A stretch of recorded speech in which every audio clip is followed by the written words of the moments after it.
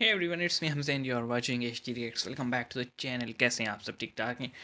तो हमें एक वीडियो मिला है जी, जिसका टाइटल ऑब्वियसली आप पढ़ चुके होंगे, लेकिन मैं बता देता हूँ कि भारत को कुछ करने की ज़रूरत नहीं, पाकिस्तान अपने आप ही नक्शे से गायब हो जाएगा। और ये स्टेटमेंट, ये इस तरह की काइंड ऑफ स्टेटमेंट जो है, किसी और ने नहीं दी, या फिर हम ये कहें कि ये स्टेटमेंट वहाँ की नहीं है। ये स्टेटमेंट दी है पाकिस्तान के सूबा पंजाब के साबिक गवर्नर चौधरी सरवर साहब ने। वो एक इंटरव्यू में थे और उन्होंने कहा जी, जैसे काम हम कर रहे हैं तो हम तो आप पे ही मुक जाएंगे। और उनकी इस न्यूज़ को बहुत सारे लोगों ने डिफरेंट डिफरेंट एंगल से दिखाया है। तो हम भी लेकर आए हैं, हम वीडियो को देखेंगे और अपने हिसाब से बात करेंगे। तो शुरू करते हैं जी। 3 2 1 एंड गो। नमस्ते दोस्तों, जय हिंद। हिंदुस्तान स्पेशल में आपका स्वागत है नमस्ते। दोस्तों। जैसा कि सलाम दोस्तों अलैकुम। आपने क्लिप में क्या हाल देखा, चाल है? पाकिस्तान मीडिया ये चर्चा कर रहा है कि अगले 10 सालों में पाकिस्तान का अस्तित्व मिट जाएगा। हम्म। अटलांटिक काउंसिल की एक रिपोर्ट ये ने वही कई यूएस देशों के रिपोर्ट। टूटने के बारे जी। में बताया है, जिसमें पाकिस्तान भी शामिल है। उसमें अमेरिका पाकिस्तान का अपना मीडिया नाम भी है। ये चर्चा कर रहा है कि भारत को कुछ करने की जरूरत नहीं पड़ेगी, पाकिस्तान खुद ब खुद दुनिया के नक्शे से मिट जाएगा। आपको पता है दोस्तों, पाकिस्तान के हालात इस समय कितने खराब चल रहे हैं। पाकिस्तान में इस समय अफरा तफरी दिन ब का दिन। माहौल है। पाकिस्तान के टूटने के आसार अभी से दिखने लगे हैं। पाकिस्तान इस समय खाने की कमी से जूझ रहा है। देश में आटे की किल्लत देखी जा सकती है। इस समय आटे के दाम इतने ज्यादा हैं कि सस्ते लोग आटे की सस्ता मैं आटा लेने क्लैरिफाई के कर लिए दूं, एक सस्ते आटे दूसरे की। का गला काटने को तैयार हैं। पाकिस्तान में आटे के लिए लड़ते लोगों की वीडियोस आपने देखी होंगी। पाकिस्तानी मीडिया अटलांटिक काउंसिल की इस आई रिपोर्ट से काफी चिंतित दिखाई दे रहा है। तो चलिए दोस्तों, आज की वीडियो की हम्म। तरफ चलते हैं। Thank you so much. देखिए, एक आधा एक मीडिया चैनल रिपोर्ट ही एक होगा, ऐसी बाकी आई सब तो अटलांटिक आपस में ही काउंसिल बिजी की हैं। तरफ से कि जिसके ऊपर उसमें काफ़ी जो कंट्रीज़ हैं, उनके मुतालिक प्रेडिक्ट किया गया है या उनके मुतालिक एनालाइज़ करके बताया गया है। और ये कहा गया है कि कुछ कंट्रीज़ ऐसे हैं जो कि अनकरीब अगले 1-2 सालों में कोलैप्स कर जाएँगे, जबकि कुछ ऐसे हैं कि जो फेल्ड स्टेट कहलाएँगे। इस तरह की एक तफ़सीली रिपोर्ट है। लेकिन क्योंकि इसमें अब यूएस की तरफ से इस तरह का कोई चीज़ आना, तो उसके ऊपर फिर बड़ी नज़र होती है। सब अटलांटिक काउंसिल की तरफ से एक रिपोर्ट यूएस आई, की पाकिस्तान के हवाले से प्राइवेट भी थिंक कुछ टैंक कहा से। गया। तो डॉक्टर साहब, आप ये भी बताइए कि ये जो अटलांटिक काउंसिल है, ये कैसा ग्रुप है? और ये जो एक रिपोर्ट है, इसको आप कैसे देख रहे हैं? देखिए, अटलांटिक काउंसिल एक बहुत ही इन्फ्लुएंशियल थिंक टैंक है वाशिंगटन डीसी में। वाशिंगटन डीसी में बहुत सारे थिंक टैंक्स हैं। अ, और इसमें कोई तकरीबन शक आप नहीं कह है। सकते हैं कि 200 से 300 तक बाअसर थिंक टैंक्स हैं, इन्फ्लुएंशियल थिंक टैंक्स हैं।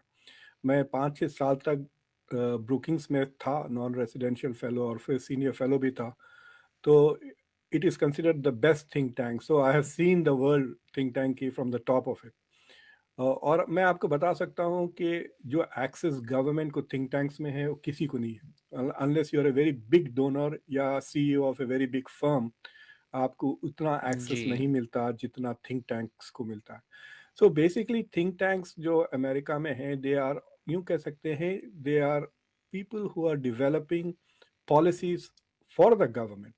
या तो इडियोलॉजिकल होते हैं या नहीं भी होते हैं। फॉर इन्फ्लुएंस एग्जांपल, करते जैसा हैं कि ना हेरिटेज पॉलिसिस को। फाउंडेशन है, एक तो Russia is most probably going to become a failed state, उसके बाद अफगानिस्तान है, और थर्ड प्लेस पे पाकिस्तान है। वो कह रहे हैं कि फोर्थ 2033 में प्लेस पे पाकिस्तान यूएस विल है। Become a failed state. मतलब आप देखें कौन सी चीज बराबर गवर्न हो रही है in Pakistan at the moment. If Pakistan 75 is साल में not हुई है। currently a failed state, I'm at least sure कि it's a failed governance तो जरूर है। और 23 तक जी, ब्रेकअप वो की तो बात खैर। करें तो 40% कह रहे हैं। तो ये स्पेक्युलेटिव है, but it also gives you an idea, क्योंकि यही थिंक टैंक्स के लोग हैं जो जो प्रोमिनेंट मैगजीन्स में लिखते हैं, फॉरेन अफेयर्स में, फॉरेन पॉलिसी में, न्यूयॉर्क टाइम्स में, जो मेन पॉलिसी नैरेटिव मैगजीन्स है, बिल्ड करते हैं। जर्नल्स है। और ये एक हमारे पास एक कॉन्सेप्ट है कॉल्ड द रिवॉल्विंग डोर। जो थिंक टैंक का दरवाजा होता है वो रिवॉल्विंग होता है। देखें,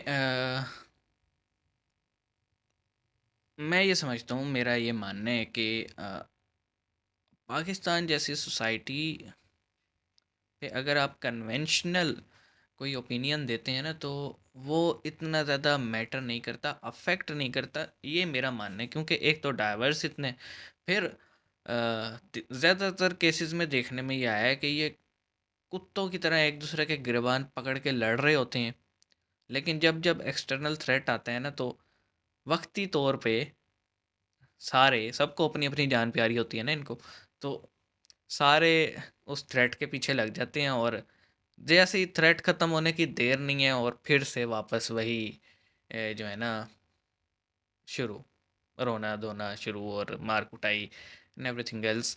तो यूएस का बेसिकली थिंक टैंक है जिसने रिपोर्ट दी थी, हमने बात की थी इस पे पिछले एक वीडियो में। और वीडियो में हाइप था, जाहिर सी बात है, मेरे मुल्क के बारे में आ रहा है कि फेल स्टेट तो नहीं, हम ये कह सकते हैं कि सिविलियन या मिलिट्री जो गवर्नेंस है वो फेल हुई है। और we need to change the system basically.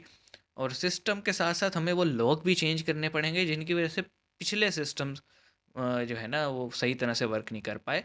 और उसके लिए हम सबको रोल प्ले करना पड़ेगा। सबसे पहली चीज़ तो ये है कि अपनी अपनी ज़िंदगी में ईमानदारी से काम करना पड़ेगा। चाहे आप प्राइवेट किसी फर्म में हैं, गवर्नमेंट किसी फर्म में हैं, आप अपना बिजनेस कर रहे हैं, एंटरप्रेन्योर हैं, या फिर आप सड़क पे रेडी क्यों नहीं लगाते, अगर आप अपने अपने एंड से ईमानदारी से काम शुरू करेंगे तो सोसाइटी, माशरा इसी को कहते हैं ना, हम सब से मिलके माशरा बनता है।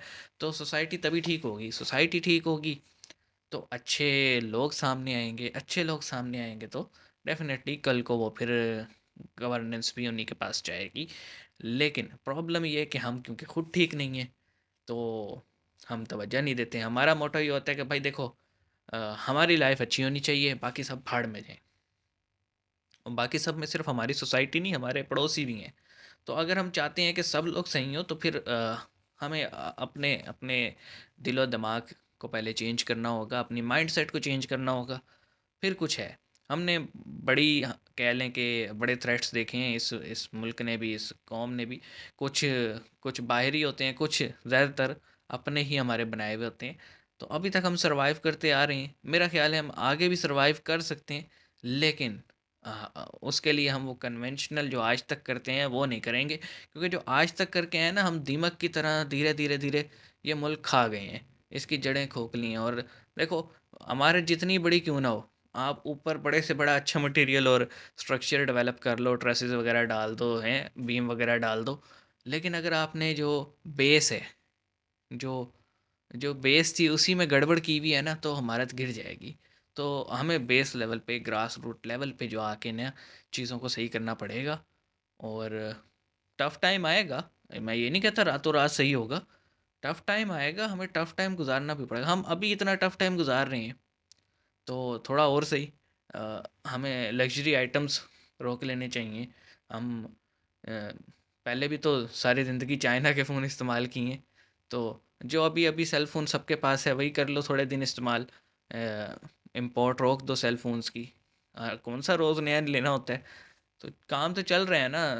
अ, हमें अपनी अप्लायंसेस को आप कह लें कि एनर्जी कंजप्शन, ग्रीन एनर्जी की तरफ जाना पड़ेगा। और एग्जिस्टिंग जो अप्लायंसेस हैं जो कि बहुत ज़्यादा बिजली खाती हैं, उनको आहिस्ता आहिस्ता ख़त्म करना पड़ेगा, स्टेप बाय स्टेप। ठीक है, लोगों ने 5 वाट पे पंखा बना लिया, हम अभी तक जो है ना 80 वाट वाले पंखे पे हैं। तो हमें अपने अपनी लाइफस्टाइल में चेंज करने पड़ेंगे, अपनी ज़रूरतों को कम करना पड़ेगा। और वो कहते हैं ना कि आमदनी बढ़ानी पड़ेगी, खर्चा कम करना पड़ेगा, सीधी सी बात है। तो फिर मुल्क सही होगा। अदरवाइज़ 70-75 साल से मांग ही रहे हैं यार, और कितना मांगेंगे कसम से। अब तो अ, मेरा ख्याल है हमने कोई मुल्क नहीं छोड़ा जिससे ना मांगो। तो मांगना बंद कर देना चाहिए, काम करना चाहिए। ठीक है, मिलते हैं नेक्स्ट वीडियो में, अपना ख्याल रखिएगा। सी यू गाइस।